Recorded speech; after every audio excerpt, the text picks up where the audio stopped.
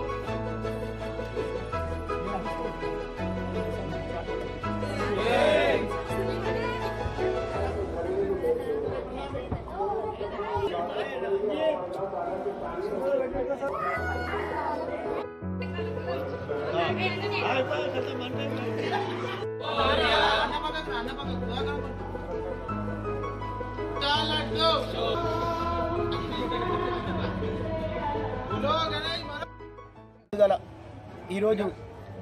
వినాయక చవితి సందర్భంగా సంగారెడ్డి పట్టణ ప్రజలకు, నియోజక ప్రజలందరికీ కూడా, అమ్మలకు, అక్కలకు అందరికీ కూడా శుభాకాంక్షలు తెలియపరుస్తూ మన ఈరోజు సంగారెడ్డి పట్టణంలో అత్యంత వైభవంగా వినాయక చవితి వేడుకలు చేసుకున్న ప్రజలందరికీ కూడా వినాయకుడి యొక్క ఆశీర్వాదము ఆయురోగ్యాలు కలవాలని చెప్పి మనసారా కోరుకుంటూ ఈరోజు సంగారెడ్డి పట్టణంలోని ప్రధానంగా వడ్డే వీర హనుమాన్ మందిరంలో గత 50 సంవత్సరాల క్రితము మొట్టమొదటి మంటపము సంగారెడ్డిలో పట్టణం వెలిసింది. మరి ఈ రోజు వరకు కూడా ప్రతి సంవత్సరము నిత్య అన్ని పూజలు అందుకుంటూ మన వడ్డే వీర హనుమంతుడు కూడా ఈ రాష్ట్రంలో ఈ దేశంలో ఎక్కడ లేని విధంగా రెండు భుజాల పైన శంకుచక్ర నామాలతో పాటు చంద్రుడు సూర్యుడుగా వెలిసిన హనుమంతునికి ఎంతో అద్భుతమైన శక్తులుగా తెలిసిన ఉన్నటువంటి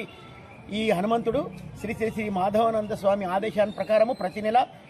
పూర్వభాద నక్షత్రంలో పల్లకి సేవతో పాటు అత్యంత వైభవంగా అన్నప్రసాదం జరపబడుతుంది.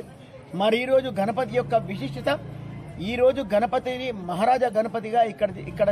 నెలకొల్పడం జరిగింది. ఈ మహారాజా గణపతి రేపు జరగబోయే ఎన్నికలలో కానీ జరగబోయే కార్యక్రమాలు మహారాజా గణపతి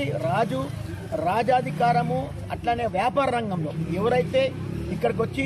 మొక్తారో రాజాధికారంలో వ్యాపార రంగంలో అద్భుతమైన ఫలితాలు ఇస్తాయని చెప్పి గురువు ఆదేశాల ప్రకారం ఈరోజు మహారాజా గణపతి తీసుకొచ్చి నెలకొనడం జరిగింది. కాబట్టి రేపు వచ్చే 9 నవరాత్రులలో కానీ వేలంపాట్లో కానీ సంగారెడ్డి పట్టణ ప్రజలందరూ వచ్చి మహారాజా గణపతిని వేడుకొని మీ యొక్క సంకల్పం తీసుకోవాలని చెప్పి మనసారా కోరుకుంటూ ఇక్కడ హాజరైన మాధవనగర్ బస్తీ వాసులందరికీ కూడా శుభాకాంక్షలు తెలియపరుస్తూ గణపతి యొక్క ఆశీర్వాదం పొందాలని చెప్పి మనసారా కోరుకుంటాం. జై